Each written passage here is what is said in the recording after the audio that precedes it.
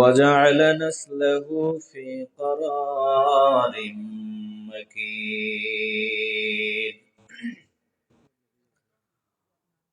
وجعل المفسدين في أسفل سافلين চাপ যাতে না দিয়ে ধরে, চাপ দিয়ে ধরছে, ছাড়া হওয়া লাগবে। وفضل منهم المخلصين الصالحين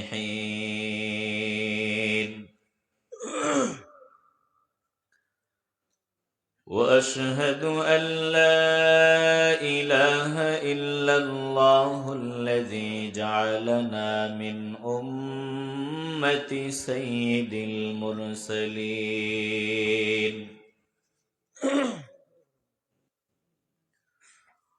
وعلى آله وأصحابه أجمعين. أما بعد فأعوذ بالله من الشيطان الرجيم.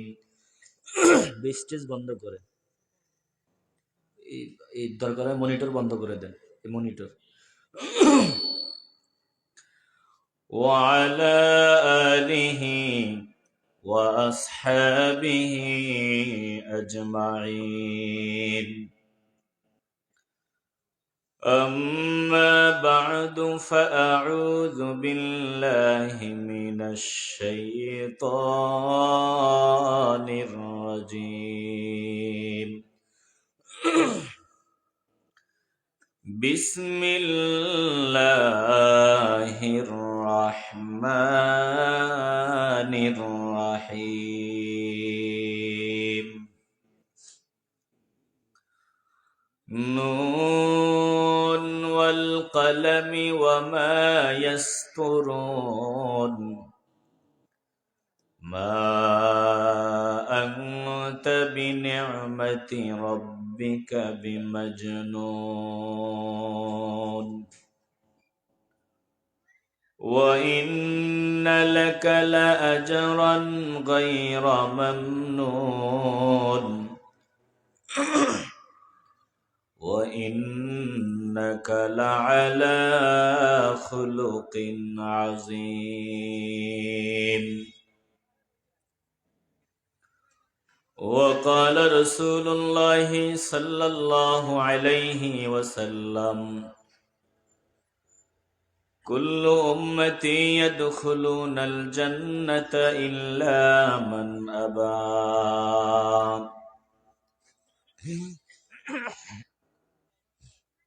قيل ومن أبى؟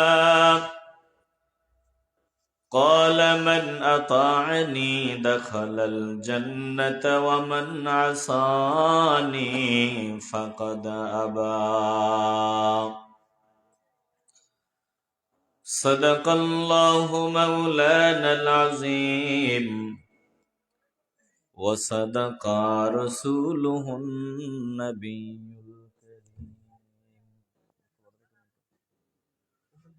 وعلى آله وأصحابه أجمعين.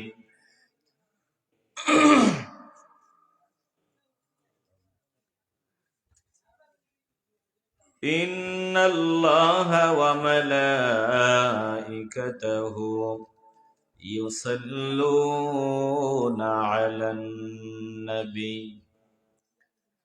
يا أيها الذين آمنوا صلوا عليه وسلموا تسليما.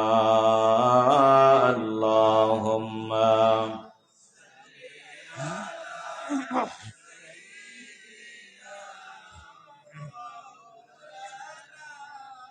محمد وعلى آل سيدنا.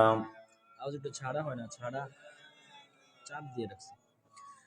দিল খুলে মহব্বতে পড়ি আল্লাহুম্মা সাল্লি। ট্রাবলটা একটু বাড়ান। محمد وعلى آله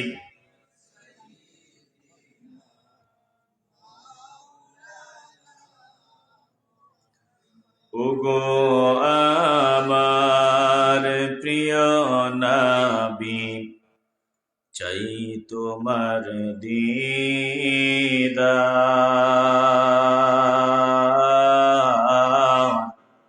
আমরা নবীর দিদার চাইনি? যারা দিদার চান দিল থেকে মহব্বতে বলেন ইয়া রাসূলুল্লাহ। আরো জোরে বলি ইয়া রাসূলুল্লাহ। ওগো আমার প্রিয় নবী চাই তোমার দিদার। তোমারি দিদারের আশায় পাগল বেকার। আল্লাহুম্মা সাল্লিম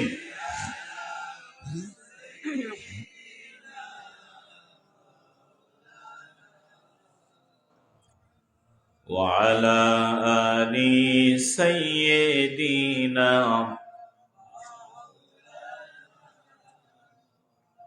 तौहीद की अमानत सीनों में है हमारे। आशा नहीं मिटाना नाम निशा हमारा। बलगल उला बिकमालिही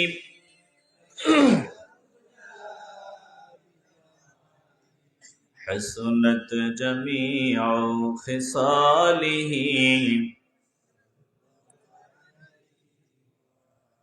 मोहम्मद ने आकर कुफ्र को मिटाया।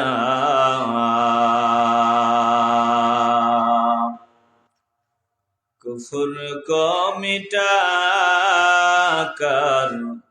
सदाकत बताया। बलगल उला बिकमालिही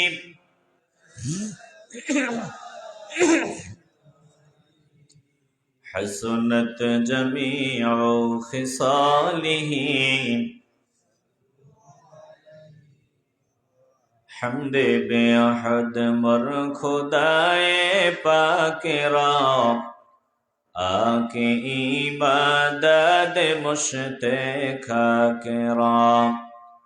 आके दर आदम दमी दो रूहेरा दाद अज तूफान नजातो नूहेरा।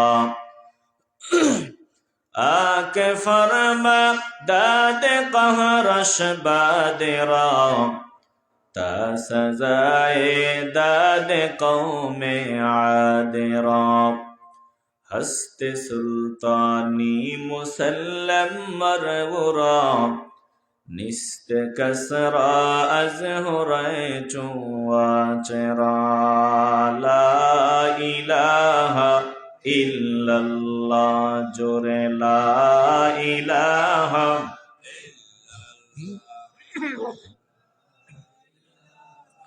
इल्लल्लाह ला इलाहा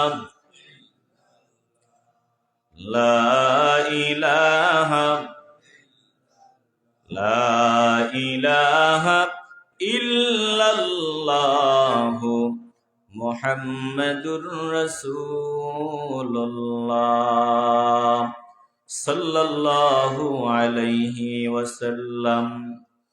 सुब्हानक ला इल्म लना इल्ला मा अल्लमतना इन्नक अंतल अलीमुल हकीम। रब्बि इश्रह ली सदरी वयस्सिर ली अमरी वहलुल उक़दतम मिन लिसानी यफ़क़हू क़ौली।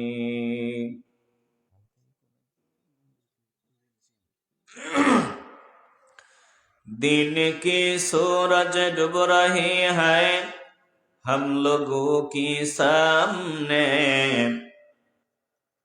दिन की सूरज डूब रही है हम लोगों के सामने, रोज़े महशर क्या जवाब है मुस्तफा की सामने, रोज़े महशर क्या जवाब है मुस्तफा की सामने।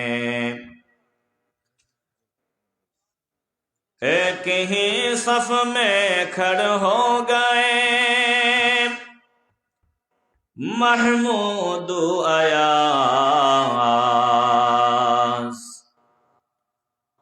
एक ही सफ में खड़े हो गए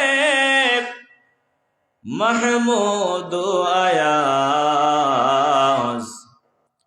न कोई बंदा रहा न कोई बंदा है नवाज, न कोई बंदा है रवा, न कोई बंदा है नवाज। ঐতিহ্যবাহী লক্ষণাবন্ধ নীলামপাড়া জামে মসজিদের উদ্যোগে পবিত্র ঈদে মিলাদুন নবী সাল্লাল্লাহু আলাইহি ওয়াসাল্লাম উপলক্ষে ওয়াজ মাহফিলের মুহতারাম সভাপতিবৃন্দ,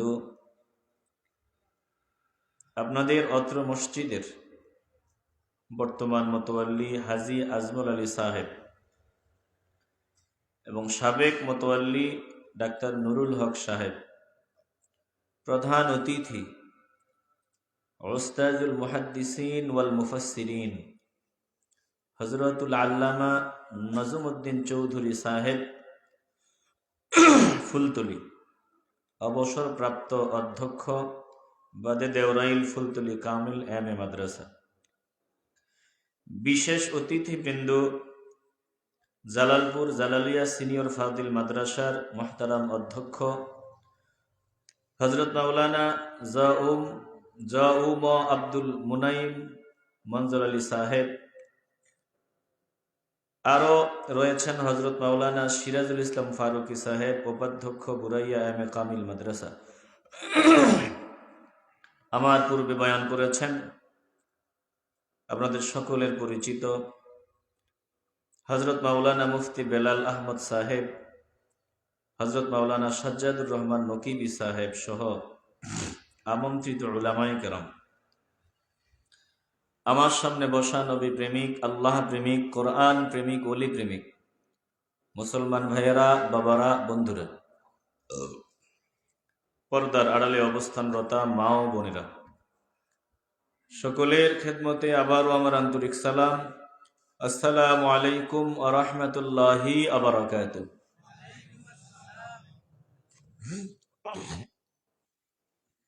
রাত বাজে 12:30। আমরা এই সময় মাহফিল শেষ করি। আজ 12:30 আলোচনা শুরু হয়েছে। তো আমার দিল বলে আপনারা নবীর আশেক, নবীর প্রেমিক। যদি আশেক প্রেমিক না হতেন, লম্বা সময় পর্যন্ত বসে থাকার পরেও এভাবে আমার সামনে মনোযোগী হয়ে বসার কথা ছিল না। আল্লাহ আপনাদের এই বসাকে কবুল করেন, জোরে বলেন আমিন। তবে আমার একটা জিনিস একটু পরিলক্ষিত হচ্ছে, মনে হয় লম্বা সময় পর্যন্ত বসার কারণে আপনাদের ক্যালসিয়াম এনার্জি কিছুটা কমে গেছে।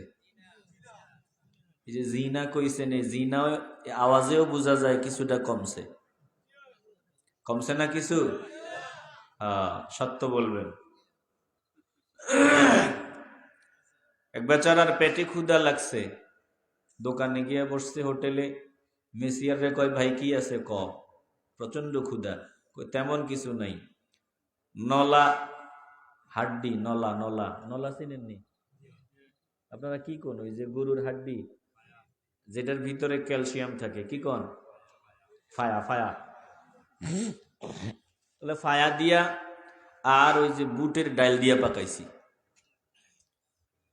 তো বেচারা কয় ভালো জিনিস, মোটেই খাবার পাই না, ক্ষুধার সময় টানের সময় খাবার এটা পাইছি, তাড়াতাড়ি দে। সামনে খাবার দিছে নল্লা দিয়া, পায়া দিয়া, মোটামুটি বড়, কিন্তু দুঃখের বিষয় এটার উপরে গোস্ত একটুও নাই, গোস্ত একটুও নাই। তো মনে মনে চিন্তা করছে উপরে গোস্ত না থাকুক, ভেতরে মনে হয় ক্যালসিয়াম ঠিকই আছে। কিন্তু তা ভালো করে দেখে ভেতরে ক্যালসিয়ামও নাই। মেসিয়ারে ডাক দিছে, কিরে কি দিলি? এটাতে একটু গোস্ত নাই, ভেতরে ক্যালসিয়ামও নাই। মেসিয়ার কয় থাকবো কেমনে? মোটে যদি এটা না রাখি, পায়া দিয়া যে ডাইল দিয়া পাকাইছি প্রমাণ তো দেখাইতে পারতাম না। তো পায়া দিয়া যে পাকাইছি প্রমাণ স্বরূপ হাড্ডি রেখে দিছি, কিন্তু থাকবে কেমনে? আমনে তো সবার শেষে। বুঝলাম না। প্রথমে এই পায়াটা একজনের দিছিলাম, তিনি ওপরের নরম রম গোস্ত, মজার গোস্তটা খাইছে, ভেতরের ক্যালসিয়ামটা খায় নাই, তো এটা রাইখে দিছি। 2 নম্বরে আরেকজনের দিছি, তিনি ভেতরের ক্যালসিয়াম খাইছে। 3 নম্বরে আপনার কাছে আসছে, উপরে গোস্ত নাই, ভেতরে ক্যালসিয়ামও নাই। আমার মনে হয় আপনাদের উপরের গোস্ত নাই, ভেতরের ক্যালসিয়ামও নাই, শুধু হাড্ডিটা নিয়ে আমি বসছি। আসেনি? কথা কয় না, আওয়াজ আওয়াজ দিয়ে বুঝাই দিতে হইব, সব আসেনি? আচ্ছা বলেন তো, ইমানদারদের কোরআন সুন্নাহর বয়ান শুনলে ইমানের তেজ পাওয়ার কমবে না বাড়বে? তাহলে আপনারা যে কনাম নেগো ক্যালসিয়াম কমে গেছে, কমে নাই, বাড়ছে। কি বলেন আপনারা? এই না মাত্র মনে হয় ওয়াজ শুরু হয়েছে, সন্ধ্যাবেলা আসরের পরে, বিকালবেলা আসরের পর আপনাদের লক্ষণে এরকম বোঝা যায়। আল্লাহ আপনাদের ভালোবাসা কবুল করেন, জোরে বলেন আমিন। প্রিয় ভাইয়েরা, এটা বড় দামি মাজলিস। এই মাজলিসে 1 ঘন্টা যদি মনোযোগ সহকারে বসতে পারেন, সারা রাত জাগ্রত থেকে দাঁড়ায়া দাঁড়ায়া ইবাদত করলে, নফল সালাত আদায় করলে যে সওয়াবের মালিক হতেন, মাত্র 1 ঘন্টা বসতে পারলে আল্লাহ এর থেকে বেশি সওয়াবের মালিক বানায় দিবেন। আওয়াজ মোটামুটি ভালো আছে, মাশাআল্লাহ। আপনাদের আওয়াজ ভালো আছে, তো ওয়াজও ভালো হবে। সবাই বলি ইনশাআল্লাহ। এটা এত দামি মাজলিস, এই মাজলিসে কেউ যদি সহি নিয়ত নিয়া ইখলাস সহকারে বের হয় ঘর থেকে, নিয়ত ওয়াজে যাবে। কেন যাবে? বক্তার চেহারা দেখার জন্য না, বক্তার কণ্ঠ শোনার জন্য না। ঘর থেকে বের হওয়ার সময়, ওই এই ভাই, তোমরা 2 জন কি যাইবা না বসবা? কথা কয় না। চলে যাবা না বসবা? বসবা? মনে পরামর্শ করতেছে, কয় ল ভাগি। আমি বুঝি না, এইটা একটা আরেকটারে কইতেছে, কয় ল জায়গা। হ্যাঁ না, আরেকজনেরটা আমি কমু না, আরেকজনেরটা কমুকা। আচ্ছা, তোমরা আছো তো? মাশাআল্লাহ, আল্লাহ কবুল করুক। আবারও বলেন আমিন। বাবা, এই মজলিস এত দামি, ঘর থেকে বের হওয়ার সময় যদি নিয়ত করে বের হন যে আল্লাহ আপনাকে পাওয়ার আশায়, আপনার হাবিবকে পাওয়ার আশায় বের হলাম, আল্লাহর সন্তুষ্টির নিয়তে ইখলাস নিয়ে যদি বের হন, আরে জান্নাতের বাগানে যদি বসেন, কোরআন সুন্নাহর বয়ান যদি দিল দিয়া শুনতে পারেন, তাইলে আল্লাহ আপনার জিন্দিগির সব গুনাহ মাফ করে দিবে। বলেন, এই গুনাহ মাফের মাজলিসে আসতে পেরে, বসতে পেরে আপনারা খুশি না বেজার? আল্লাহর কাছে বলবেন, আল্লাহ এটা যাতে আমার জীবনের শেষ বসা না হয়, আল্লাহ, আগামী দিন যাতে এলান না হয় আমি আর জমিনে নাই।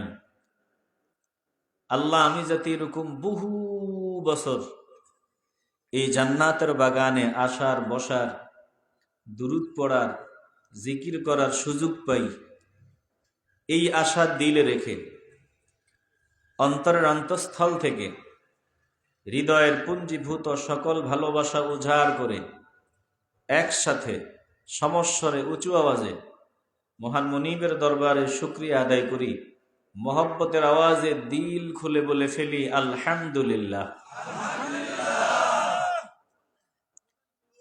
আমি আপনাদের সামনে কোরআনে কারীমের সূরাতুল কলাম থেকে আয়াতে কারিমা তেলাওয়াত করেছি। চেষ্টা করব কিছু কথা বলার। আমাদের কাজ চেষ্টা করা, আর গন্তব্যে পৌঁছায়া দেওয়া একজনের কাজ। বলেন তিনি কে? বান্দার কাজ চেষ্টা করা, আল্লাহর কাজ হলো বান্দাকে চেষ্টা অনুযায়ী প্রতিদান দান করে দেওয়া। আল্লাহর নবীকে আল্লাহ বলেন, দোস্ত, আপনার কাজ হলো মানুষের কাছে দাওয়াত পৌঁছায়া দেওয়া। আপনার আশেক প্রেমিক উলামায়ে কেরামদের কাজ হলো আপনি যে কাজ করেছেন দাওয়াত পৌঁছায়া দেওয়া। উলিয়া উলিয়াদের কাজ দাওয়াত পৌঁছায়া দেওয়া। আর আমি আল্লাহর কাজ হলো যাদের সামনে দাওয়াত পৌঁছায়া দেওয়া হবে এর মধ্য থেকে আমি যাদেরকে পছন্দ করি, মহব্বত করি, তাদেরকে জান্নাতে পৌঁছায়া দেওয়া, জান্নাতের ভিতরে ঢুকায়া দেওয়া। এটা আমি আল্লাহর কাজ। চিল্লায় বলেন না আল্লাহু আকবার। আমাদের সকলের লক্ষ্য জান্নাত। সকলের লক্ষ্য কি? জান্নাত। বলেন তো, জান্নাতে যিনি পৌঁছায় দিবেন তিনি কি? নবীজিকে যদি আল্লাহ পাওয়ার দিতেন যে আপনি হেদায়েত দিয়া দিবেন, হেদায়েতের মালিক আমি আপনাকে বানায় দিলাম, এই ফাওয়ার যদি আল্লাহ নবীরে দিতেন, আমার নবী বলতেন আল্লাহ আবু জাহিল্লারেও মাফ করে দেন। কথা কয় না? কথা ঠিক নেই? যদি আমার নবীকে হেদায়েতের মালিক বানায় দিতেন, নবী বলতেন আল্লাহ কি হইছে থাক, আব্দুল্লাহ ইবনে উবাই ইবনে সলুল আমারে গালি দিছে, আমারে কত বাজে কথা বলছে, কুকুরের সাথে তুলনা করছে, থাক মাফ করে দেন, জাহান্নামের আগুনে জ্বলবো, আমার সহ্য হবে না, মাফ করে দেন। কেন? বলে আমার নবী শুধুই রহমত, আমার নবীর সব রহমত। এজন্য নবী বলতেন আবু লাহাবকেও মাফ করে দেন। এজন্য আল্লাহ হেদায়েতের মালিক কাউরে বানান নাই, নবীকেও না। হেদায়েতের মালিক একজন, কলজা থেকে বলেন তিনি কে? আল্লাহ নবী রাহমাতুল লিল আলামিন। আবু তালেবের ইন্তেকালের মুহূর্তে শিয়রে বসিয়া বসিয়া চোখের পানিগুলো ছেড়ে ক্রন্দন করতেছে।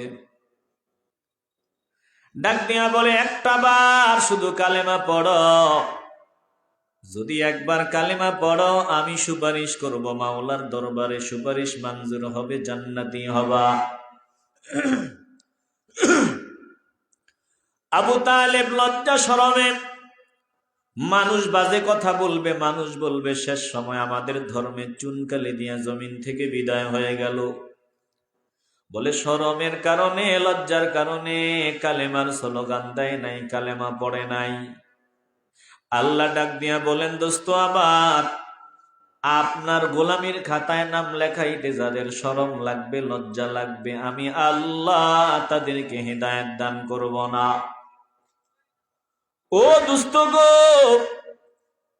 আপনার দায়িত্বটা হলো দাওয়াত পৌঁছায়া দেওয়া, আর আমি আল্লাহর কাজ হলো গন্তব্যে পৌঁছায়া দেওয়া।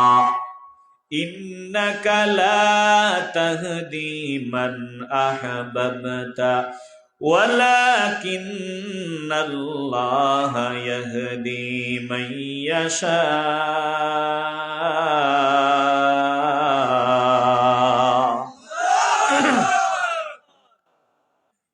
ও মুসলমান নবীর আশিকেরা দল,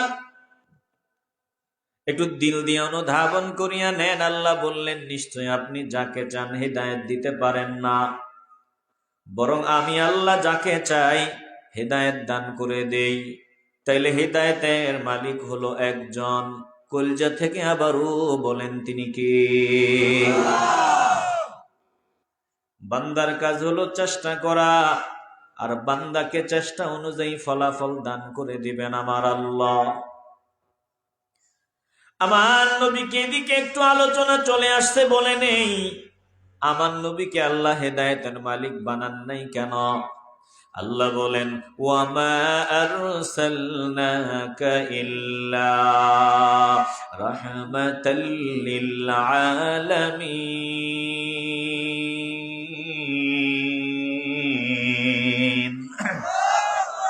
সৈয়দুল কাউনাইন খাতমুল মুরসালিন আখিরা মদবুদ ফখরুল আউয়ালিন শুদ ওয়াজুদ রাহমাতুল লিল আলামিন মসজিদে ও শুদ হামারো ये जमीन आक़यामत न फलक महराज ओ अंबिया ओ औलिया मोहताज ओ सद हजारा रहमते जाफरी बरवए बर आले पाके ताहिरी।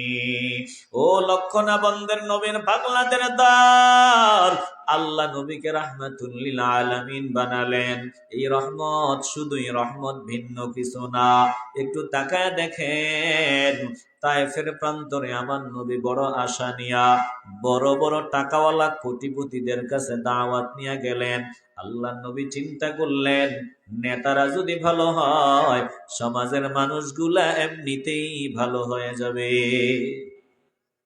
কথা ঠিক নেই? আমার দেশে যত অন্যায় অবিচার হয় এর পেছনে ৯৫% আরো বেশি দায়ভার নেতাদের।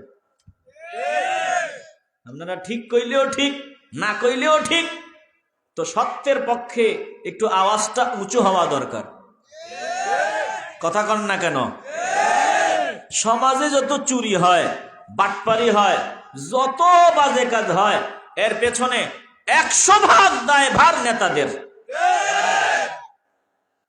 যদি আমগো দেশের এমপি গুলা সব পার্লামেন্টে বসে বলতো, মদ আমরা ফতুয়া দিব হারাম, চলবে না, মদ পান করনেওয়ালাকে বেত্রাঘাত করা হবে। যদি পার্লামেন্টে বসে সব এমপিরা সিদ্ধান্ত নিত, দেশ থেকে জেনা বন্ধ হবে, চুরি বন্ধ হবে, সন্ত্রাসী বন্ধ হবে, বলে ওখানে গিয়া 10 মিনিট যদি পার্লামেন্টে সিদ্ধান্ত নিয়া আইনটা বাস্তবায়ন করে প্রশাসনের কাছে দায়িত্ব অর্পণ করা হতো, বলে এই দেশে একটা চোরও খুঁজে পাওয়া যাইত না।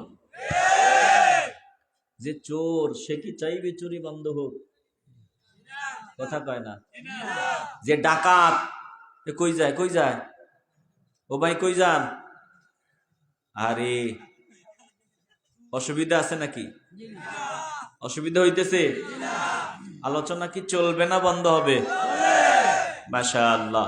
একটু আল্লাহকে ডাক দেন, বলেন আল্লাহ। মহব্বতের ডাক দেন।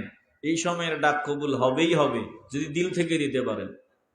কারণ সব দরওয়াজা বন্ধ, এক দরওয়াজা খোলা, ওটা কার? একটু দিল থেকে ডাক দেন আল্লাহ। কলজা থেকে বলেন আল্লাহ। আর জোরে বলি আল্লাহ। চুরি বন্ধ করবে কে নিজে যদি চোর হয়? সন্ত্রাসী বন্ধ করবে কে যদি নিজেরাই সন্ত্রাস হয়? ইয়াবা বন্ধ করবে কে যদি নিজেরাই ইয়াবাখোর হয়? বলে নারীদের ইজ্জত রক্ষা হওয়ার ব্যবস্থা করবে কে যদি নিজেরাই নারীদের ইজ্জত নষ্টকারী হয়? আজকে বাঙালির ভেতরে একটা ভূত চাপিয়ে বসছে, বাঙালির ভিতরে ভূত ভালো করে চাপছে। ওই ভালো মানুষ নির্বাচন করতে পারে না। কথা কয় না? ভালো মানুষ এতদিন তো ভালোই আছিল, ফিসাব মানুষ কি লেগা আবার এই লাইনে আইলো, এটা কি হিসাবের কাম নেই? কথা কয় না? তাহলে জনগণও খারাপ। কথা কন ঠিক কিনা? যে বলবে এটা কি ফিসাবের কাম নি, এটা কি ঠিক হয়েছে নি, বুঝতে হবে যে একথা বলবে তার ভিতরেও চুরি করার রোগ আছে, জেনা করার রোগ আছে, বাজে সব কাজের রোগ আছে। কথা কোন ঠিক কিনা? এ বাবা একটু মনে শুদ্ধ হাও।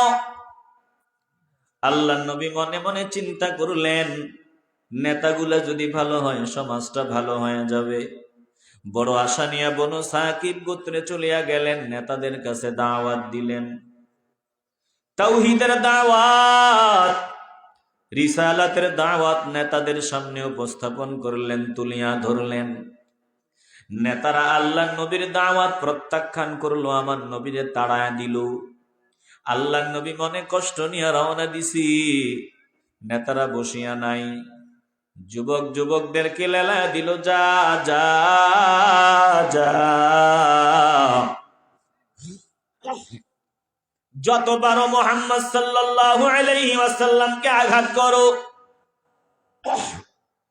যত পারো তিনার উপর অত্যাচার করো।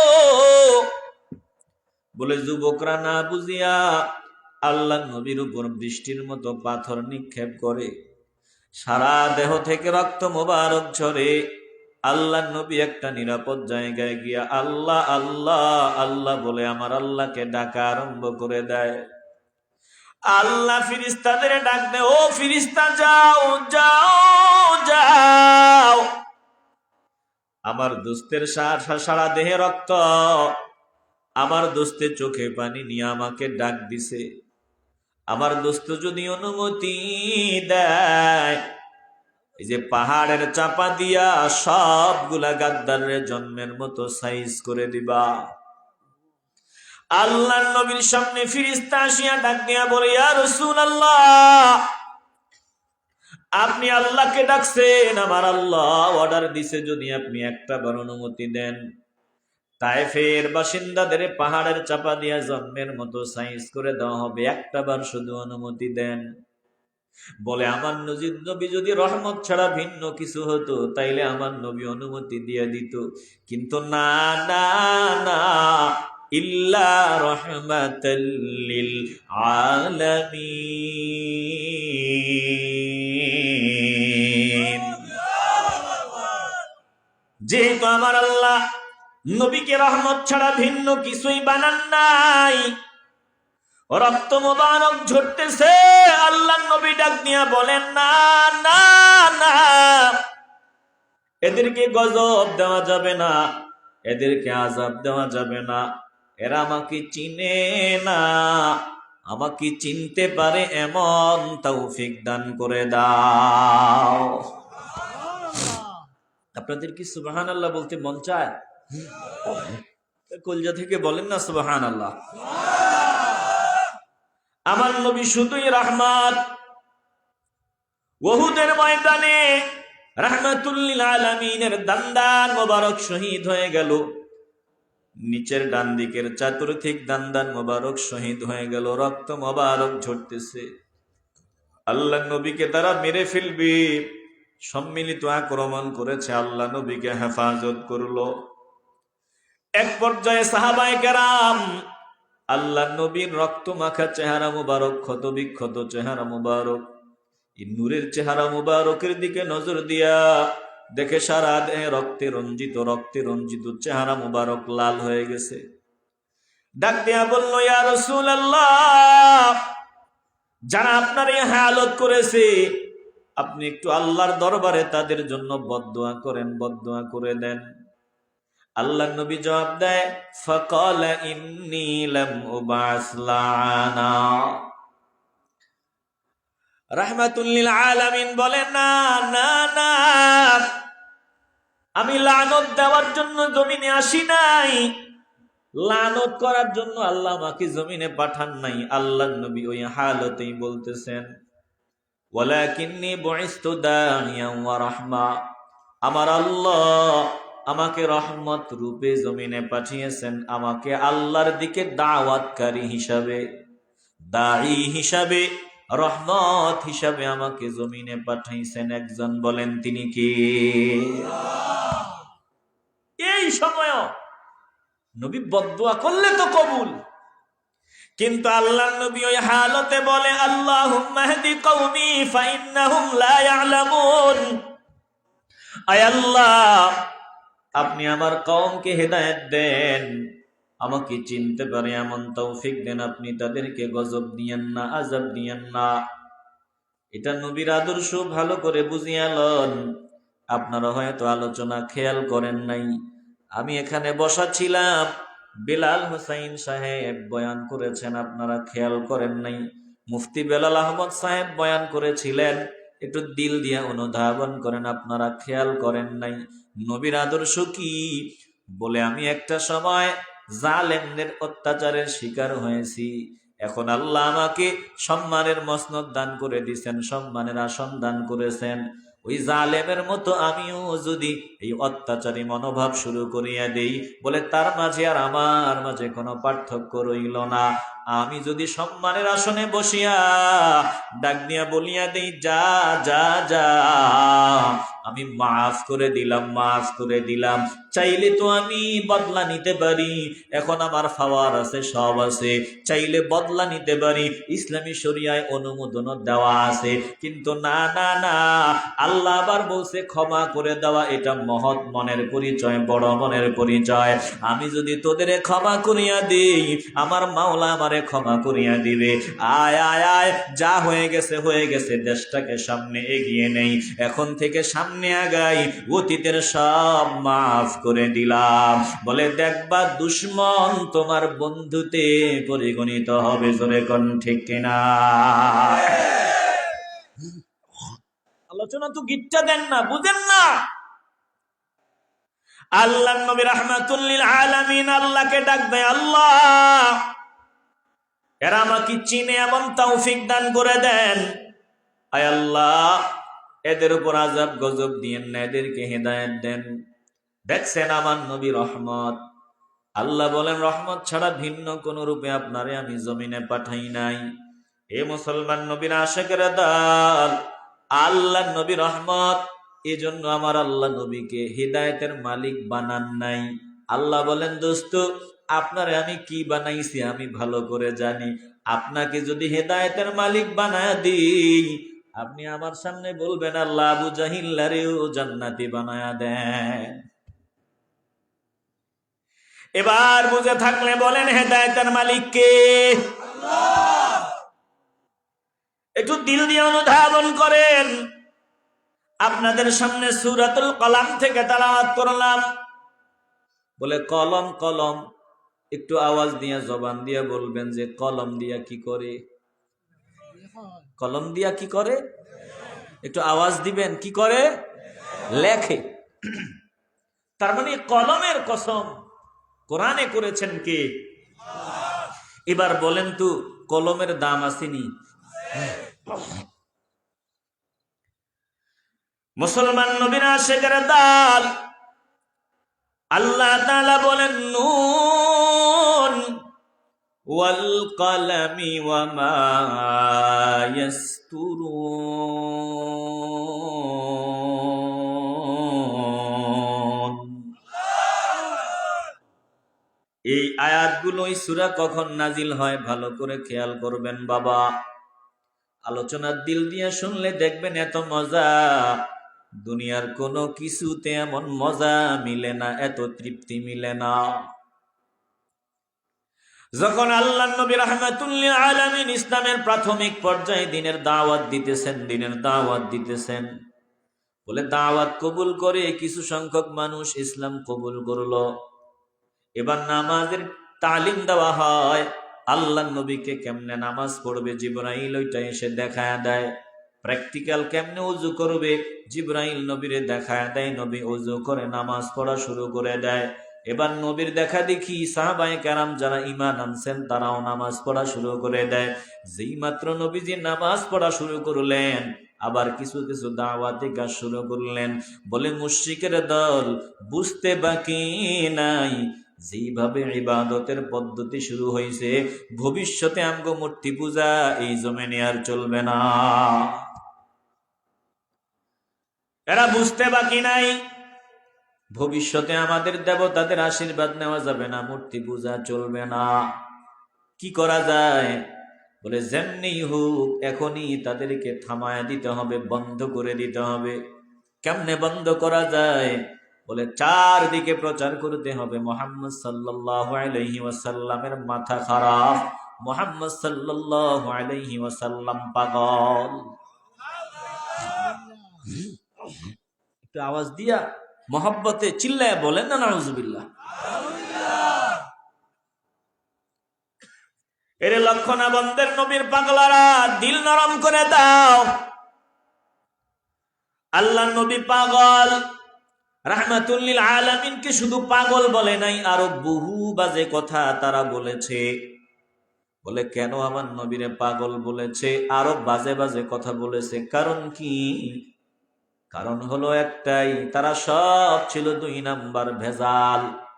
কেউ নারীর পাগল, কেউ জেনার পাগল, মদের পাগল, বলে 2 নাম্বারই কারবারের পাগল, দুনিয়ার পাগল। সব দুনিয়ার পাগলামি বন্ধ হয়ে যাবে এই টেনশনে আল্লাহর নবীরে পাগল পাগল বলে অপবাদ দেওয়া শুরু করে দিছে। জোরে কন্যা নাউজুবিল্লাহ।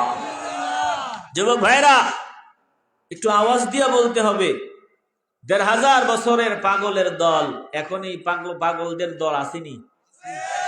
কথা বলেন, আসেনি? কিসের পাগল? নারীর পাগল, ওই গান বাজনার পাগল, সিনেমার পাগল। ভালো করে বুঝেন, সিনেমার পাগল, মদের পাগল। বর্তমানে যারা এগুলোর পাগল, তারাই কেবল মাত্র আল্লাহর ওলিদের বিরোধিতা করবে, আলেম ওলামাদের বিরোধিতা করবে। যারাই দেখবেন আলেম ওলামাদের বিরোধিতা করবে, বুঝে নিবেন 1500 বছরের পাগলদের পাগলামি তাকে আসর করছে। কথা কোন ঠিক কিনা?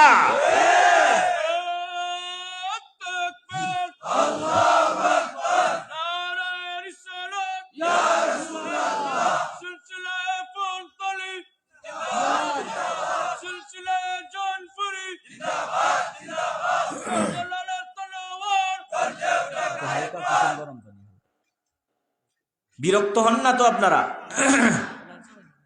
একটু গরম, হালকা গরম পানি। এ মুসলমান নবীর আশিকের দল, দিল দিয়ে অনুধাবন করে নাও। যখন আল্লাহর নবীরে পাগল বলা শুরু করে দেয়, আল্লাহর নবীর বিরুদ্ধে বাজে বাজে মন্তব্য করা শুরু করে দেয়, কেন? বলে তারা নিজেরাই ছিল পাগল, এজন্য নবীরে পাগল বলে বাজে মন্তব্য করত। রাহমাতুল লিল আলামিন যখন দিনের দাওয়াত দিতে গিয়া বাধা প্রাপ্ত হন, তারা চারদিক থেকে বিরোধিতা শুরু করে দিছে। আল্লাহর নবীরে সান্ত্বনার বাণী শোনায় দিবেন আমার আল্লাহ, বলবেন দোস্তগু টেনশনের কোনো কারণ নাই, আপনার চিন্তার কোনো কারণ নাই।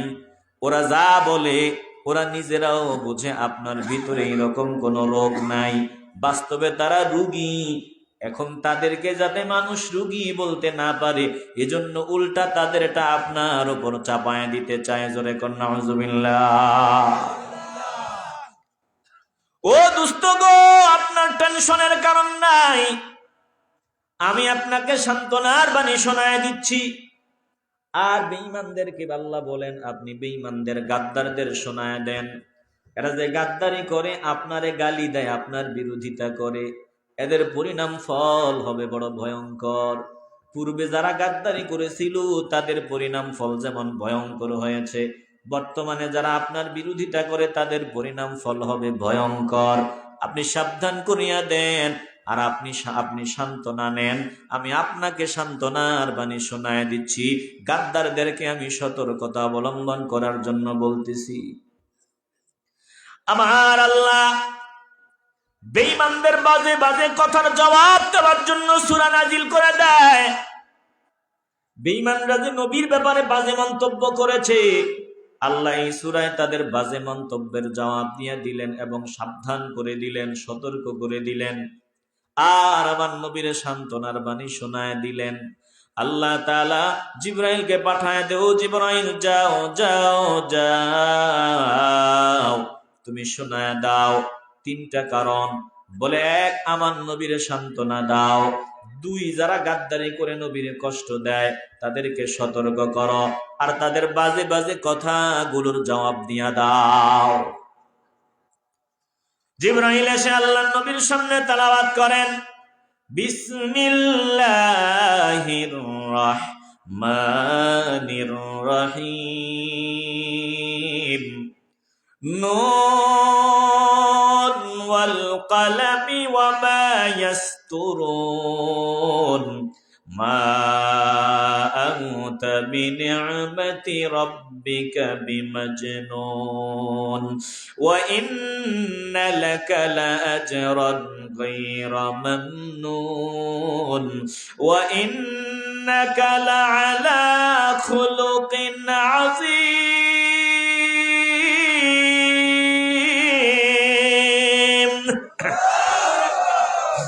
দুরূদ শরীফ পড়েন, আল্লাহুম্মা সাল্লি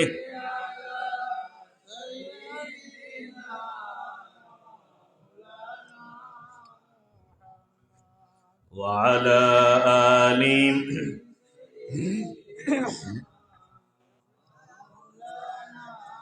মোহব্বতে পড়ে, আল্লাহুম্মা সাল্লি মাওলানা মুহাম্মাদ ওয়া আলা আলি।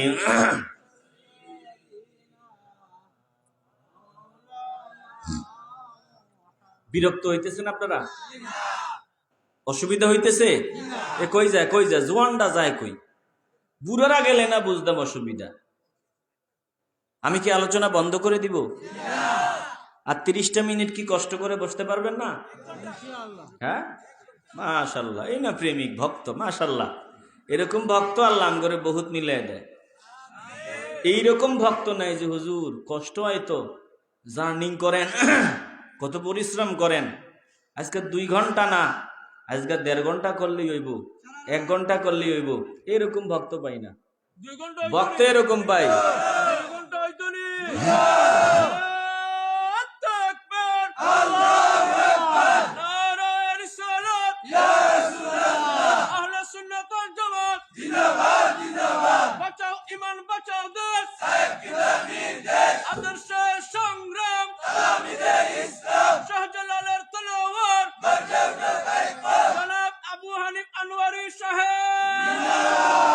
এইবার শোনেন, ওয়াজ চলবে ইনশাআল্লাহ। তবে এই রকম না যে 2 ঘন্টা, এটা অনেক বেশি। আমার সময় যখন হবে আমি দেখবেন থেমে গেছি। কিন্তু একটা শর্ত আছে, শর্ত হলো আপনারা বসতে হবে। বসা যাবে তো? যদি উঠেন একটা সুতা দিয়ে, একটা উসিলা দিয়ে উঠেন, আমি জানি হুজুর 1 নাম্বার 2 নাম্বার, ঠিক না কথা? এই জায়গায় খালি হয়েছে, ওই জায়গায় খালি হয়েছে, দেখি ওরা কতক্ষণে আসে। এখন আমি যে আপনাদের সামনে বসছি, আমি তো মানুষ না রোবট? কথা কয় না? যা আমি যদি বলি আমার বাথরুমে চাপ দিছে, আপনারা একটু বসেন, আমি কাম সেরাই, আপনারা কি থাকবেন নি? কথা কয় না? এটা কোনো কথা হইলো? চাঁদপুর থেকে হুজুর আইছে, কয় বাথরুমও যাইবো, আমরা বইতাম। এটা কোনো কথা? তো হুজুর গেলে অসুবিধা, আপনারা গেলে সুবিধা। তো আপনারাও বসতে হবে, উঠা বসা করা যাবে না। আমি জীবনেও দেখি নাই কোন হুজুর বলছে আমি কামসাইরাই আপনারা বসেন। আমি দেখি নাই, আপনারা দেখছেন? দেখি নাই। তো হুজুর যদি কষ্ট করে ধরে না, চাপ দেয় না অনেক সময়, তো হুজুর যদি কষ্ট করে শুনাইতে পারে, আপনি পারবেন না কষ্ট করে শুনতে? কথা বলে না, পারবেন না? আল্লাহ কবুল করুন, জোরে বলেন আমিন। এ বাবা, আজ যদি ব্রেক দেওয়া না লাগে,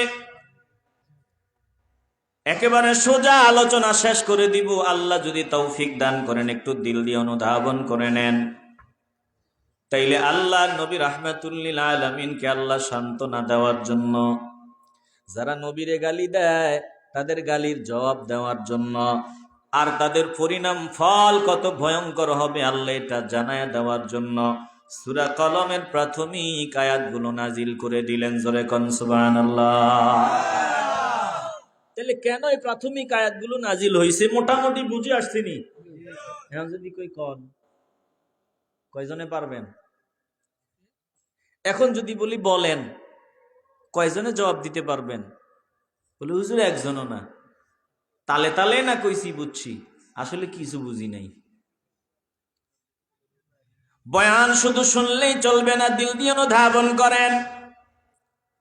বুঝার জন্য আবারও বলে দেই, বেঈমানরা আল্লাহর নবীরে বাজে বাজে কথা বলেছে, তাদের বাজে কথার জবাব দেওয়ার জন্য, তাদেরকে সতর্ক করার জন্য, সাবধান করার জন্য, আমার নবীর যাতে মন খারাপ না হয়, আমার নবীরে সান্ত্বনা দেওয়ার জন্য প্রাথমিক আয়াতগুলো নাজিল করে দিলেন কে?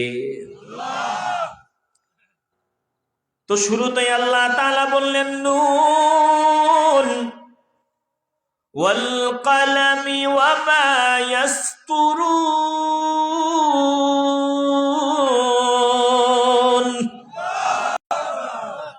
শুরুতে আল্লাহ বললেন নুন। এই নুন হলো হরফুল মুকাত্তাআত, বিচ্ছিন্ন হরফ। বলে এটার অর্থ আমি জানি না, এটা পাসওয়ার্ড, আমার আল্লাহর পাসওয়ার্ড। সবার সবকিছু সবাই জানার দরকার নাই, জানা ঠিকও না। আমি আবু হানিফ আপনাদের সামনে কথা বলতেছি বাবা, আমার সব পার্সোনালিটি আপনার জানার প্রয়োজন নেই, জানা ঠিকও হবে না। আমার আল্লাহ রব, আল্লাহ এই শব্দগুলো দিয়া কি বুঝাইছেন, এই অক্ষরগুলো দিয়া কি বুঝাইছেন আপনার জানার দরকার নাই। তবে এটার ভিতরে অবশ্যই আমাদের জন্য কল্যাণকর কিছু আছে, কল্যাণকর অবশ্যই রয়েছে। জোরে কোন ঠিক কিনা? নুন এটার অর্থ আমি জানি না, দুনিয়ার কোন মুফাসসির জানেন না। একজন জানেন, বলে জিনার কালাম যিনি নাজিল করেছেন তিনি জানেন। বলে মুফাসসিরিনগণ বলেন আর একজন জানেন, তিনি আর কেউ না, তিনি আল্লাহর দোস্ত, আল্লাহর হাবিব, রাহমাতুল লিল আলামিন। জোরে কোন সুবহানাল্লাহ। তাহলে নুন এটার অর্থ জানেন আল্লাহ, আল্লাহ রাসূল, আর কেউ জানে না।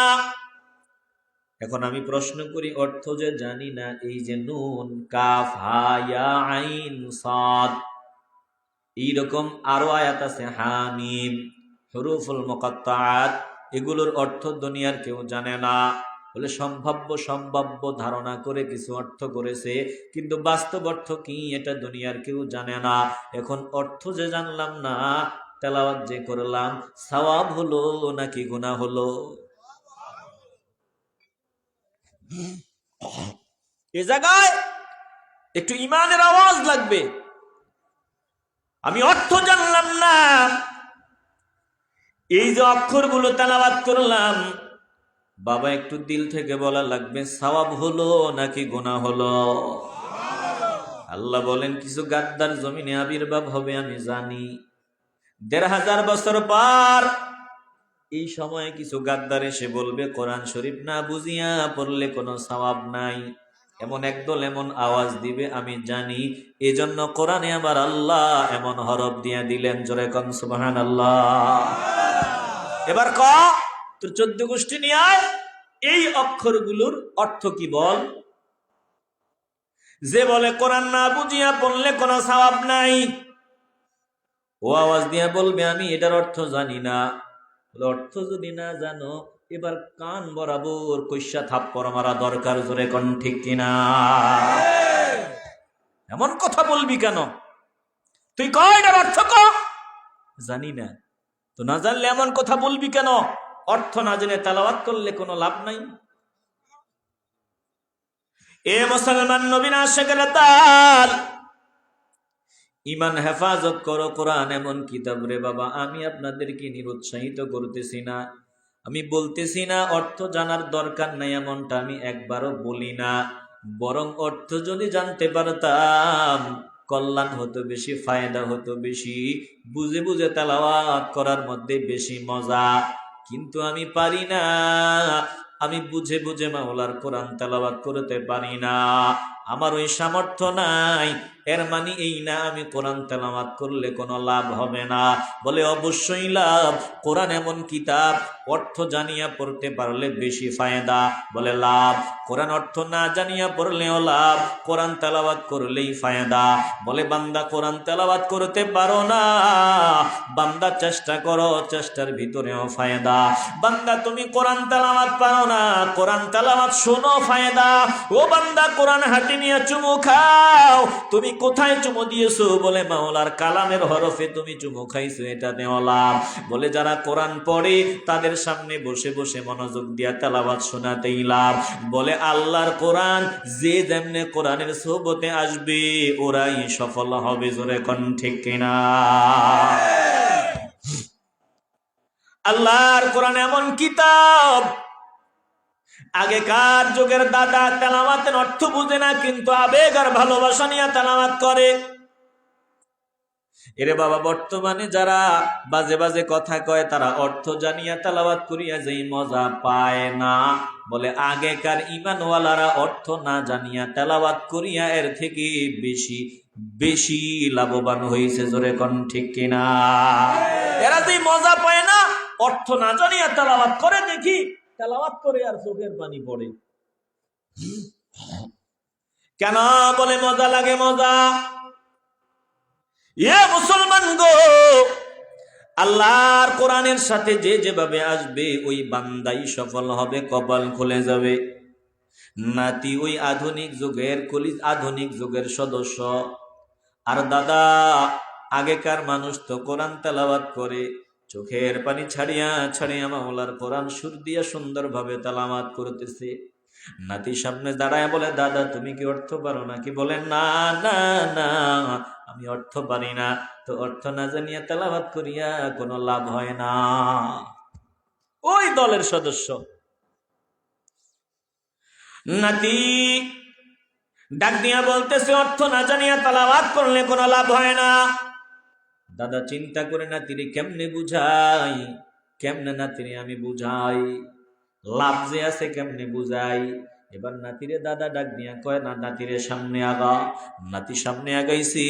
দাদা ডাক দিয়া বলে, এই যে বালতিটা নে, এটার ভিতরে ময়লা আবর্জনা আছে, বালতিটা দিয়া আমার জন্য একটা বালতি পানি নিয়ে আসবি। নাতি বালতিটা নিয়া পুকুরে যায়। পুকুরে গিয়া বালতিটা দিয়ে একটু পানি আনতে চায়, কিন্তু ময়লার ঝুড়ির মতো যে বালতিটা, ওটার তলা একটু ছিদ্র। দাদার কাছে আসতে আসতে সবগুলো পানি পড়িয়া যায়। এবার নাতি ডাক দিয়া বলে, দাদা গো, তোমার মাথায় বুদ্ধি নাই? তুমি এমন বালতি দিয়া পানি আনতে বলছো যে বালতির তলা ছিদ্র, পানি এক ফোঁটাও নাই। আনতে আনতে সব বালতি পড়িয়া গেছে, সব পানি পড়িয়া গেছে।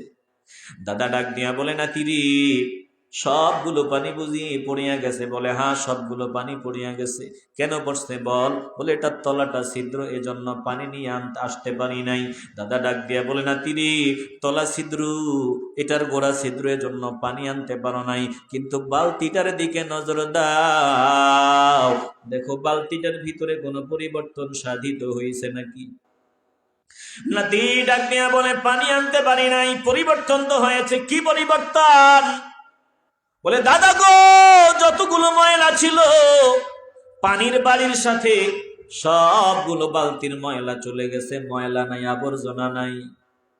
বলে পানি আনতে পারো নাই তলা ছিদ্রের জন্য, কিন্তু পানির ছোঁয়াতে যাওয়ার কারণে এটার ময়লা সব চলিয়া গেছে। বলে হ্যাঁ। ও নাতিরি, যদি বালতিটার তলা থাকতো, পানি আনতে পারতা, অন্যান্য কাজও করা যাইতো, উপকৃত হওয়া যাইতো। এখন আমি জানতে চাই, তুমি একটু আগে বলছো কোরআন শরীফ অর্থ না জানিয়া তেলাওয়াত করিয়া কোনো লাভ নাই। কেমনে তোমারে বোঝাই? যেমনে বালতিটার ময়লা সবগুলো চলে গেল পানির ছোঁয়ায়, কিন্তু তলা নাই, এজন্য পানি আনতে পারো নাই। বলে নাতিরে, যদি কোরআন অর্থ সহ পড়তে পারতাম, নিজেও উপকৃত হইতে পারতাম, অন্যকেও উপকৃত করতে পারতাম, কিন্তু না না না, আমি কপাল পোড়া, আল্লাহর কোরআন অর্থ সহ পারি না, কিন্তু তুই যে বলছো কোনো লাভ নাই, কে বলেছে কোনো লাভ নাই? যেভাবে পানির ময়লা নাই, অনুরূপ ভাবে আল্লাহর কোরআন যখন তেলাওয়াত করা হয় কলবের একটা ময়লাও থাকে না, কলবের সব ময়লা আল্লাহ পরিষ্কার বানায়া দেয়। এবার বুঝে থাকলে বলেন, কোরআন অর্থ না জানিয়া তেলাওয়াত করলেও লাভ আছে না নাই? এবার সামনে আগাই, আল্লাহ বলেন ওয়াল কলামি ওয়া মা ইয়াসতুরুন।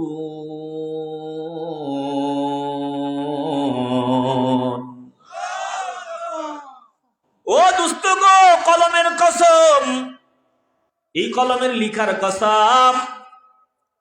আল্লাহ কলমের কসম করেছেন, কলমের লিখার কসম করেছেন। সূরাটার প্রথম আয়াতে আমরা আছি। সূরা নাজিল করলেন কেন? আবারও স্মরণ করায় দেয় যাতে আলোচনা বুঝতে মজা পান।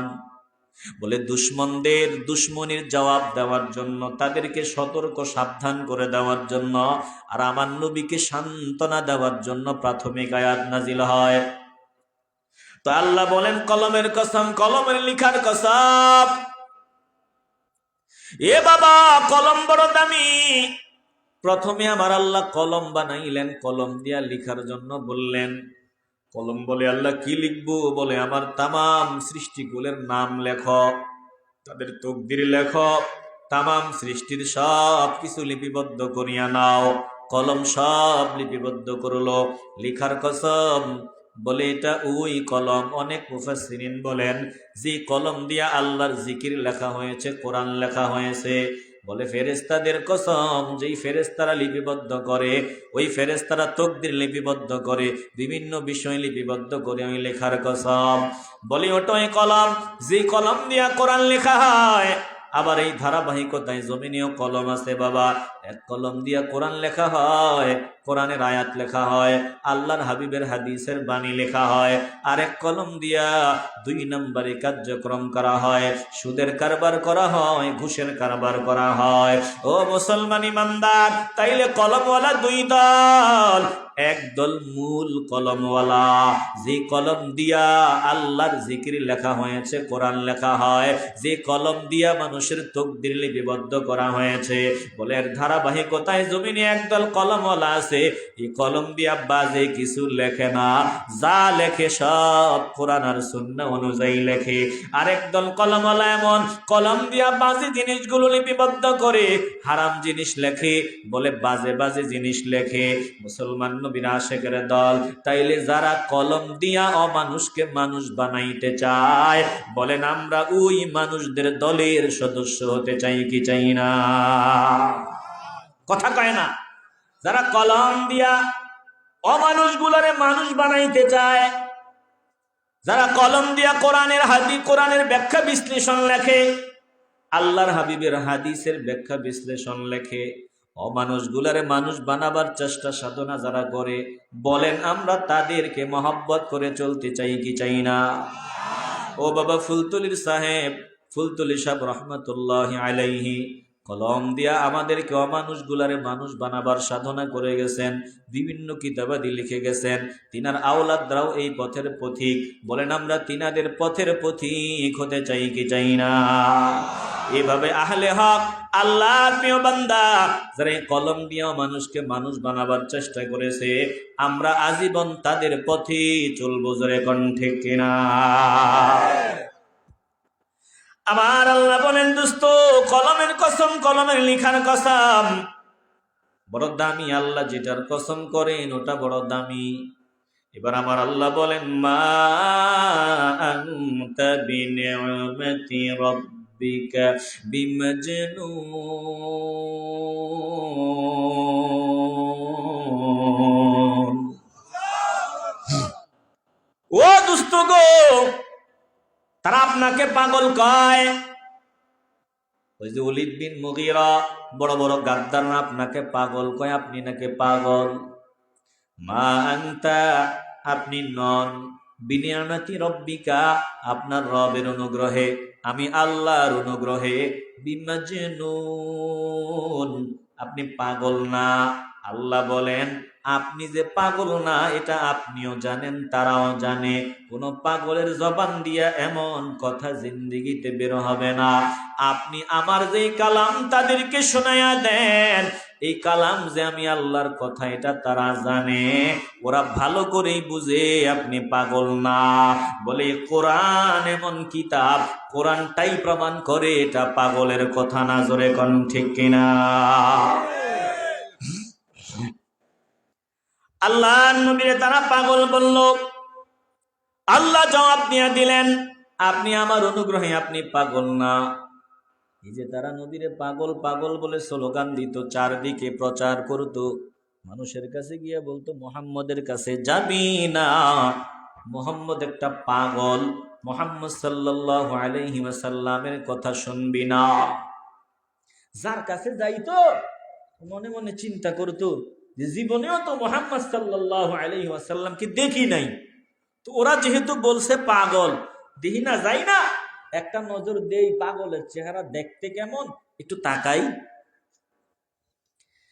যেই মাত্র তারা প্রচার করত, তাদের দলের বিভিন্ন দেশ থেকে যখন বাইতুল্লাহতে আসতো, কাছে গিয়ে বলতো সাবধান, ওর সামনে যাওয়া যাবে না। এইরকম একজন ব্যক্তি তুফাইল ইবনে আমর আদ-দাওসী রাদিয়াল্লাহু তাআলা আনহু, তিনি বড় ধনী কোটিপতি টাকাওয়ালা বান্দা, টাকা পয়সার অভাব নাই, তিনি প্রভাবশালী বান্দা, দাউস গোত্রের বড় লিডার। বলে সব মানুষ তিনাকে শ্রদ্ধা করে ভালোবাসে। তিনি নিজেই বলেন, আমি প্রতিমাদের আশীর্বাদ নেওয়ার জন্য বাইতুল্লাহ আসলাম, হজের মৌসুমে বাইতুল্লাহতে আসলাম। আবু জাহিল, উতবা, সাইবা, ওয়ালিদ বিন মুগীরা আমারে দেখিয়া, আমি যেহেতু বড় লিডার, আমাকে স্বাগতম জানাইলো, মারহাবা জানাইলো। এরপরে আমার জন্য মেহমানদারির উত্তম ব্যবস্থা করলো, সুন্দর থাকার ব্যবস্থা আমার জন্য করলো, কারণ আমি গোত্রের লিডার হিসেবে আমাকে আলাদা আপ্যায়ন। তুফাইল ইবনে আমর বলেন, ও দুনিয়ার মানুষ শুনিয়া লাও। এরপরে তারা আমাকে সাবধান করে দেয় যে সাবধান, আমগো দেশে পাগল একটা পাগলামি শুরু করে দিছে, পাগলের সামনে যাওয়া যাবে না, পাগলের কথাও শোনা যাবে না। বলে পাগলটা কে? বলে মুহাম্মদ সাল্লাল্লাহু আলাইহি ওয়াসাল্লাম। এবার তুফাইল ইবনে আমর আদ-দাওসী রাদিয়াল্লাহু তাআলা আনহু বলেন, দুনিয়ার মানুষ শোনো, আমিও চিন্তা করলাম যাওয়ার দরকার কি, যাব না। ওরা বলল, শোনো, ও কিন্তু বড় পাগল, পাশাপাশি বড় জাদুকর, একটু চিল্লায় আওয়াজ দিয়া বলেন না নাউযুবিল্লাহ। ওর কথা শোনা যাবে না, যাওয়া যাবে না। তুফাইল ইবনে আমরকে তারা পরামর্শ দেয়, সে কিন্তু আমার দেশে ভেজাল লাগায় দিছে, তুমি তোমার গোত্রের দেশের বড় নেতা, যদি কোন ক্রমে তোমার দেশে তার দাওয়াত চলে যায় তাইলে ভেজাল। তুফাইল বলে, আমিও চিন্তা করলাম, না না না, তার কথা শুনবো না, চেহারা দেখলে অসুবিধা নাই। এজন্য সকাল সকাল আমি প্রত্যুষে বাইতুল্লাহ চলে গেলাম প্রতিমাদের আশীর্বাদ নেওয়ার জন্য, দেবতাদের আশীর্বাদ নেওয়ার জন্য আমি বাইতুল্লাহ চলে গেলাম। এখানে একটু কথা বলা দরকার। বাইতুল্লাহতে 360 মূর্তি ছিল, আপনারা জানেননি? কথা বলে না, আপনারা ঘুম আসতেছে মনে হয়। বাইতুল্লাহ যে মূর্তি দিয়া ভরা ছিল, আপনারা জানেননি? যেখানে মূর্তিতে ভরা, যে জায়গায় শিরিক করা হতো, যেই জায়গায় আমার আল্লাহর বিরোধিতা করা হতো, ওই জায়গাটাতে সেজদা দেওয়ার কোনো পরিবেশ ছিল না রে বাবা। যেখানে মূর্তি, আমার নবী ওখানে সেজদা দিবেন কেমনে? কিন্তু আল্লাহ নবী তারপরেও বাইতুল্লাহতে গিয়া মাওলারে সেজদা দিতেন, মাওলারে সেজদা দিতেন। তারা বিরোধিতা করত। বলে একটা সময় আমার আল্লাহ নবীর হাতে বিজয়ের মালা পরায় দিলেন। এখন আমার নবী মূর্তিগুলা সব ভেঙে চূর্ণ বিচূর্ণ করে দিলেন, বাইতুল্লাহর সে হারানো পরিবেশ ফিরায় আনলেন, সেজদা দেওয়ার মতো উপযুক্ত হয়ে গেল বাইতুল্লাহ। কথাগুলো কেন বললাম? আল্লাহ নবী এমন করেন নাই যেখানে মূর্তি ছিল ওই জায়গাটা ভেঙ্গে চূর্ণ বিচূর্ণ করে দিব, বাইতুল্লাহরে ভেঙ্গে গুড়ায় দিব, শিরকের আড্ডাখানা, এই জায়গায় শিরক হইত।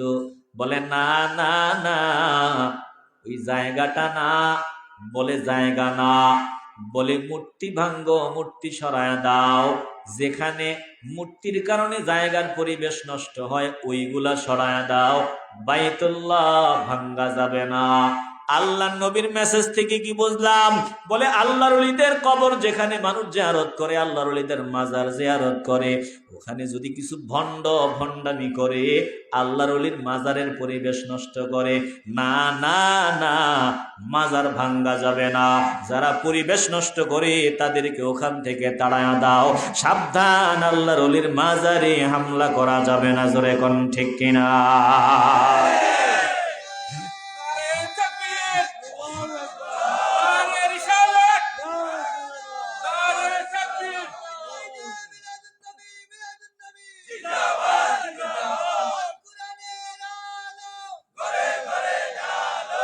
এ বাবারা দিল নরম করে দেন।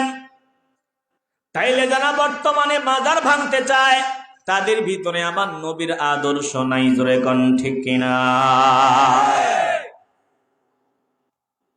দিল দিয়ে অনুধাবন করে নেন। তুফাইল ইবনে আমর আদ-দাউসী রাদিয়াল্লাহু তাআলা আনহু তিনি বলেন, পাগলের চেহারা দেখা যাবে, অসুবিধা নাই, পাগলের কথা না হয় না শুনলাম।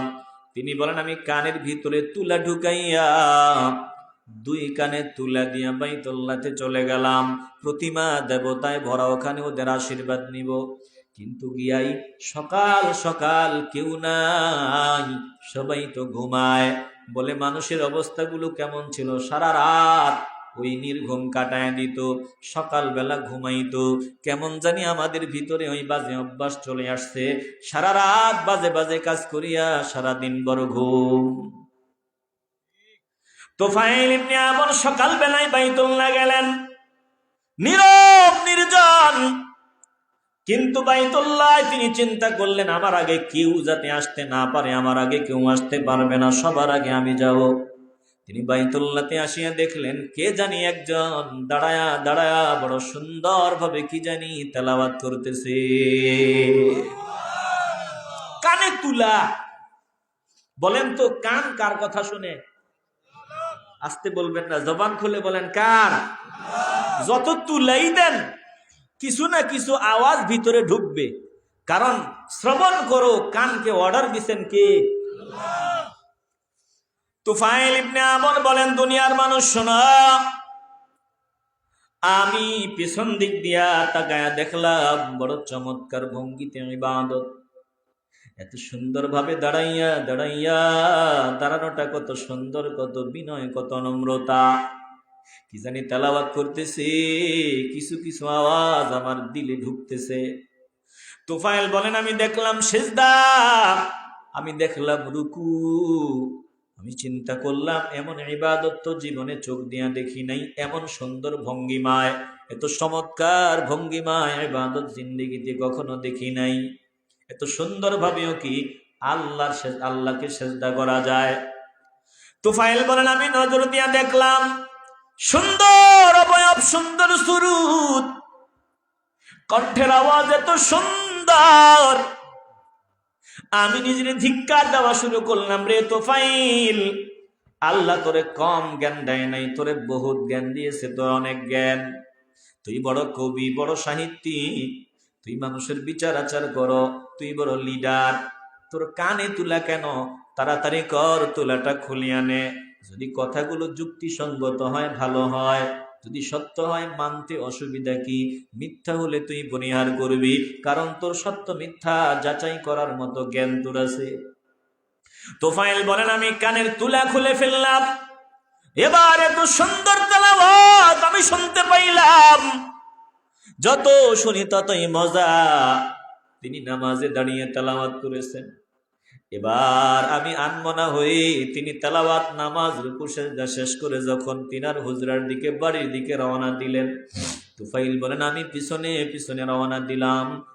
এরপরে তিনি যখন হুজরায় ঢুকবেন, তিনাকে আমি অভিবাদন জানালাম, তিনি আমার দিকে ফিরে তাকালেন, এবার আমি আমার পরিচয় দিলাম, আমি ডাক দিয়ে বললাম, আপনার কওমের লোকেরা আপনার ব্যাপারে অনেক অভিযোগ, উজর, আপত্তি আমার সামনে পেশ করেছে, আমি অমুক বান্দা, আমি তুফাইল ইবনে আমর, আপনার সামনে যাতে না আসি, আপনার কথা যাতে না শুনি, তারা আমাকে বলেছে, এমনকি তারা বলেছে আপনি পাগল, কসম আল্লাহর, আপনার চেহারা মোবারকের দিকে তাকাইলে জীবনে কথা কেউ বলবে না, আপনার জবান মোবারকের বাণী শুনলে জীবনে কথা কেউ বলবে না। ওরা মিথ্যাবাদীর দল, নিঃসন্দেহ ওরা মিথ্যুক। কারণ আপনি পাগল নন, আপনি যা বলেছেন আমি তেলাওয়াত গুলো শুনছি, পাগলের কথা এমন না। বলে আমি আপনার সামনে আসলাম, আপনি আমার একটু মাওলার কালাম থেকে শোনায়া দেন। যা নামাজে দাঁড়ায়া তেলাওয়াত করলেন, আল্লাহর নবী তেলাওয়াত করলেন, সূরা ইখলাস তেলাওয়াত করে শোনায়া দিলেন, কোরআনের কিছু আয়াত তেলাওয়াত করে শোনায়া দিলেন। এবার তোফাইল ডাক দিয়া বলে, ইয়া রাসূলুল্লাহ, আর দেরি করবেন না, আপনি আমাকে আপনার ঝান্ডার ভিতরে, আপনার ঝান্ডার তলে শামিল করে নেন, আপনার আশিকদের কাতারে আমাকে শামিল করে নেন, আমাকে পড়াইয়া দেন লা ইলাহা মুহাম্মাদুর রাসূলুল্লাহ সাল্লাল্লাহু আলাইহি ওয়াসাল্লাম। বলেন আল্লাহু আকবার। এই তুফাইল ইবনে আমর আদ-দাওসী রাদিয়াল্লাহু তাআলা আনহু তিনি গোত্রে চলে যাবেন। সংক্ষেপে বলছি, ভালো করে খেয়াল করেন। আল্লাহর হাবিবকে বললেন, ইয়া রাসূলুল্লাহ, কিছুদিন তো আপনার সোহবতে থাকলাম, কিছু সূরা কেরাত শিখলাম, এবার আমারে অনুমতি দেন, আমি আমার গোত্রের লিডার, আমি চলে যাব। আল্লাহর নবী অনুমতি প্রদান করলেন। তুফাইল বলি, ইয়া রাসূলুল্লাহ, আপনি আমারে এমন কিছু অলৌকিক নিশানা দান করে দেন যাতে আমার গোত্রের মানুষগুলো আমার কথাগুলো মানিয়া নেয়। বল, কোন নিশানা দিয়া দেন। আল্লাহর নবী দোয়া করলেন, আল্লাহ তুমি তোফাইলকে একটা নিশানা দান করে দাও, একটা অলৌকিক কিছু দান করে দাও। এবার তোফাইল ইবনে আমর বলেন, দুনিয়ার মানুষ, আল্লাহর নবী দোয়া করতে দেরি হয়, আমার কপাল থেকে জলমল জলমল লাইটিং আলো বের হতে দেরি হয় না। একটু আওয়াজ দিয়ে বলেন আল্লাহু আকবার। এবার যখন আমার কপাল থেকে লাইটিং হইতেছে, আমি আল্লাহর নবীরে ডাক দিয়া বললাম, ইয়া রাসূলুল্লাহ, যদি এই লাইটিংটা আমার কপালে হয়, আমার কপালে যদি আলোটা জ্বলে, আমার কওমের লোকেরা বলবে মনে হয় এটা অভিসম্পাত, মনে হয় এটা দেবতাদের উপর থেকে, দেবতাদের থেকে আমার উপর গজব। এজন্য আপনি একটু দোয়া করেন, লাইটটা যাতে এখান থেকে স্থানান্তরিত হইয়া অন্য কোন জায়গায় যায়। আল্লাহর নবী দোয়া করলেন। এবার তুফাইলের হাতে লাঠি, লাঠিটার মধ্যে লাইট চলে আসলো, আলো চলে আসলো। তুফাইল ইবনে আমর রওনা দিলেন, নিজের গোত্রে গেলেন। বাবা সামনে আগায়, বাবা সামনে আগানোর পর বাবারে ডাক দিয়া বলে, বাবারে, ও বাবা, তুমি আমার বাবা, আমি তোমার সন্তান, কথা সত্য, কিন্তু আমি দ্বীন গ্রহণ করেছি, কালেমা গ্রহণ করেছি, ইসলামে প্রবেশ করেছি, এখন তোমার সাথে আমার বাবা ছেলের সম্পর্ক নাই। ও বাবা, তোমার হক আমি আদায় করব, কিন্তু এখন আর তোমার সাথে আমার আন্তরিকতার কোনো সম্পর্ক থাকবে না, কারণ তুমি বেঈমান, আমি মুসলমান। বাবা ডাক দিয়া বলে, বাবা রে, আমি কি করলে তোর সাথে আমার সম্পর্ক আগের মতোই থাকবে? বলে, তুমি কালেমা পড়িয়া নাও। বলে, শুরুতেই বাবা কালেমা পড়িয়া নিল। এবার মা সামনে দাঁড়ায়, কালেমা পড়ায় নেয়। বিবি সামনে দাঁড়ায়, বিবিরে বলতেছে, বিবিরে, আমি ইসলাম কবুল করেছি, তুই মুশরিক, যদি তুই ইসলাম গ্রহণ করো স্বামী স্ত্রীর সম্পর্ক মজবুত হয়ে যাবে, যদি ইসলাম কবুল না করো তোর সাথে আমার আর কোনো সম্পর্ক থাকবে না। বিবি ডাক দিয়া বলে, আমি রেডি। বিবিও ইসলাম গ্রহণ করিয়া নেয়। শুধু বিবি না, তুফাইল ইবনে আমর আদ-দাওসী এক ব্যক্তির দাওয়াতে দাউস গোত্রের ৮০টা পরিবার ইসলামের ছায়া তলে চলে আসলে। জোরে কোন আল্লাহু আকবার। দুশ্মনী করে লাভ হয়েছে না লস হয়েছে? কথা বলেন। বেঈমানরা দুশ্মনী করে, দুশ্মনদের লাভ হয়েছে না লস হয়েছে? শুধু ৮০ পরিবার না, এই তুফাইল ইবনে আমর আদ-দাওসী রাদিয়াল্লাহু তাআলা আনহুর হাতে আবু হুরায়রা রাদিয়াল্লাহু তাআলা আনহুর মতো সাহাবাও ইসলাম গ্রহণ করেছে। যে আবু হুরায়রার খেদমত সবথেকে বেশি। দিল দিয়ে অনুধাবন করেন। আল্লাহ বলেন, দোস্ত, তারা আপনাকে পাগল বলে আওয়াজ দেয়, আপনি পাগল না জানা, আপনাকে পাগল বলে তারা পাগল। আপনার জন্য আমি আল্লাহ অফুরন্ত পুরস্কারের ব্যবস্থা করে রাখলাম, আপনার টেনশনের কারণ নাই। ওয়া ইন্না লাকা লাআজরান গায়রা মামনুন।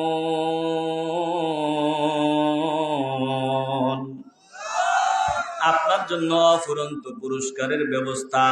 আল্লাহ নবীকে আমার আল্লাহ এত পুরস্কার দান করে দিলেন, বলে কল্যাণের চাবি কাঠি সব আমার নবীর হাতে আল্লাহ দান করে দিছেন। আল্লাহু আকবার বলেন। ইজ্জত, মর্যাদা, সম্মান, কল্যাণ এগুলোর সব চাবি কাঠি নবীর দিয়া দিছেন কে? আমার মালিক বলেন, দোস্ত ওরা আপনাকে পাগল বলে আমি আল্লাহ জানায় দিলাম। ওয়া ইন্নাকা লাআলা খুলুকিন আযীম।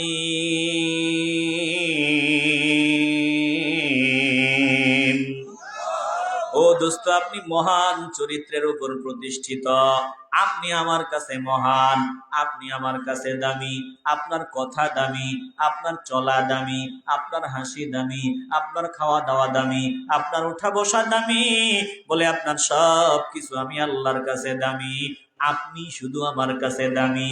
যারা দামি হতে চায় আপনার পাগল হলে তারাও দামি। আল্লাহ বলেন তামাম দুনিয়ার সব আমার কাছে তুচ্ছ।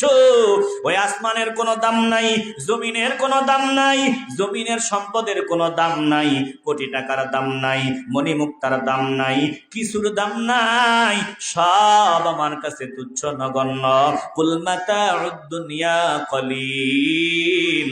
আল্লাহ বলেন সবগুলো তুচ্ছ নগণ্য, শুধু আপনি আমার কাছে দামি। যারা দামি হতে চায় আপনার পাগল হলেই তারাও দামি হয়ে যাবে। হে মুসলমান ইমানদার, বলেন আমরা আল্লাহর পাগল, নবীর পাগল হতে চাই কি চাই না? নবীর পাগল হলেই আল্লাহর পাগল। আল্লাহ নবীর আল্লাহ সান্ত্বনা দিলেন, বেঈমানদেরকে আমার আল্লাহ সাবধান করে দিলেন, সতর্ক করে দিলেন, এবং তাদের দোষ ত্রুটিগুলো আল্লাহ তুলে ধরলেন। কি কি দোষের কারণে আমার নবীর বিরোধিতা করে।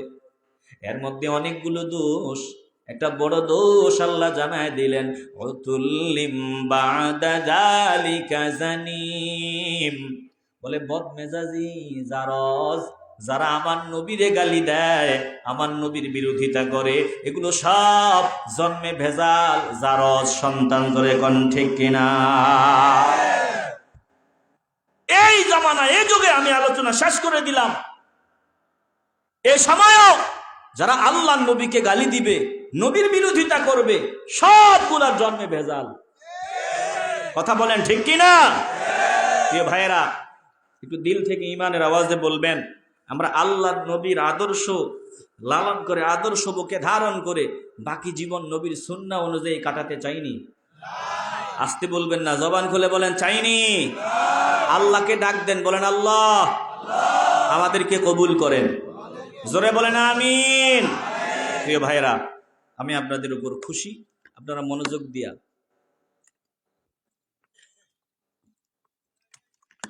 এই গভীর রাত আলোচনা শুনেছেন। আমি যদি লম্বা করতে চাইতাম আপনারা শুনতেন।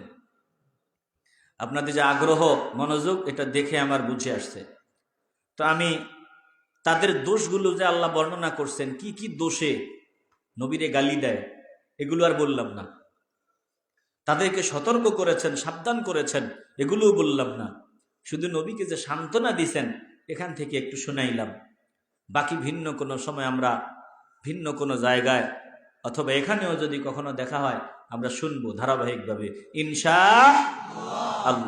তো এই মাহফিলটা হওয়াতে আপনারা খুশি না বেজার? যারা কথা বলে নাই তারা মনে হয় বেজার। বলেন, এই মাহফিল হওয়াতে খুশি না বেজার? হ্যাঁ, যে এই রাত্রেও আপনারা এতগুলো মানুষ বসা, যদি মনে হয় আসার পরে বসতে পারতাম আরো খুব সুন্দর পরিবেশ হইতো। ঠিক না কথা? খুব সুন্দর একটা। আর যদি 10টায় বসা যাইতো, 11টায় যদি বসা যাইতো, সুন্দর পরিবেশ হইতো। ঠিক না কথা? 12টায় বসা, 12টার কাছাকাছি সময়। তো আল্লাহ আপনাদের এই ভালোবাসা কবুল করেন। একটু জোরে বলেন না আমিন। এই মাহফিলটা কিয়ামত পর্যন্ত চালু থাকুক, আল্লাহ কবুল করেন। জোরে বলেন আমিন।